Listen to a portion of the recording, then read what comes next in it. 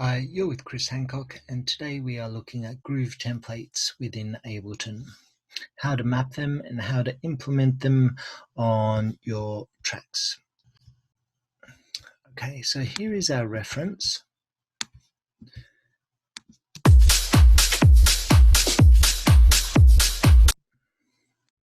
So we have a nice swung sort of house, shuffly, groovy beat there to take a template from. So selecting this audio here and either right clicking or control click, I can extract a groove there, or I can select the audio, go to my edit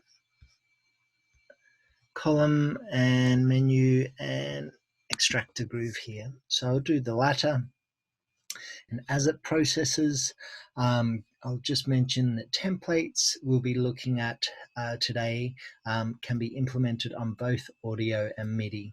For today's exercise, demonstration, we are going to implement just on a MIDI track. Okay. Here is my most recent groove, reference 6, the 6th version of taken of this.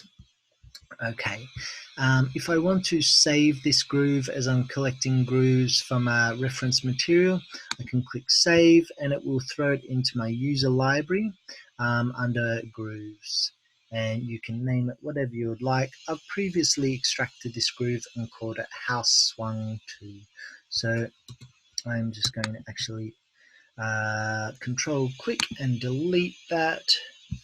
The trash please. All right, so okay, here is my MIDI. This can be implemented on MIDI or audio. Okay, and let's start. So currently I have the groove being implemented of reference 6. I'm going to turn any groove off.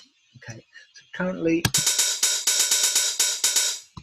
all the velocities all hitting 100%, no real groove to it.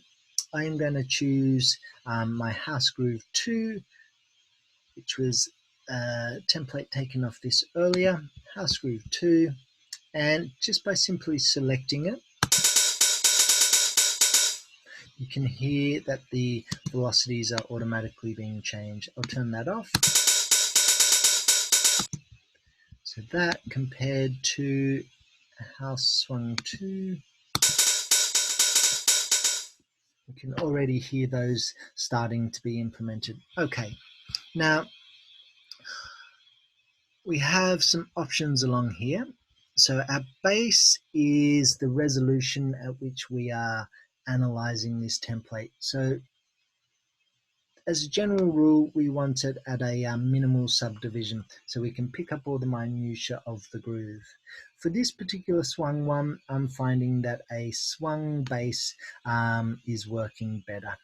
I am choosing 100% quantization, so before the template is applied, these notes will be pulled onto that swung bass quantization grid, and then the template will be applied.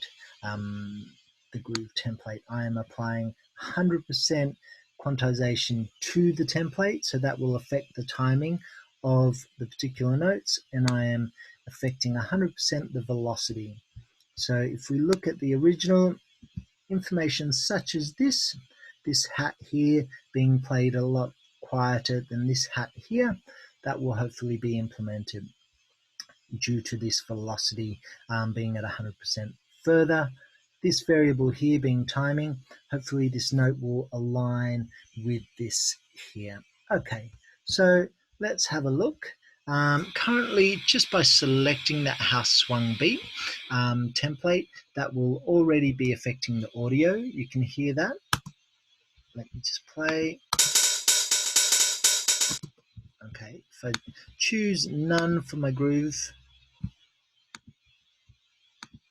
hear the difference. Okay, so choosing that House Swung 2 again.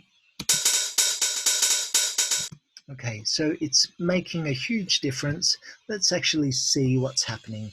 So I'm going to choose commit, and that will actually move that data around, and we'll see it. Okay, great. So for example, this note here, I can see that yes, indeed, the timing was altered to push it off the grid in line with my template, and further the velocity was reduced there. Okay, a couple of things haven't happened. This one's been pulled a bit forward, great. I'm getting minutiae of the groove. And speaking of minutiae, if I zoom right into this reference track there, you can see a slight haunt here of a hi-hat or a shaker in the audio of the reference in that house groove. Okay, the timing of that particular note has been captured, but not the velocity. So I am going to do that manually. And I think there is one more instance of that occurring down here. Zipping down here. Okay, it's picked up this subtle hi-hat shaker in there, but not the velocity. So as you can see, groove templates are super handy. It's not an exact science, but it will get you in the ballpark more often than not. So study your references, extract your grooves from your references, plot some straight beats with 100% velocity, implement them on, and see what it's doing to your materials. So in summary, let's have a last listen to these hats. Okay, so a hell of a lot better than where we started. This has been Chris Hancock with a quick tutorial on groove templates. Hope that is helpful for your production.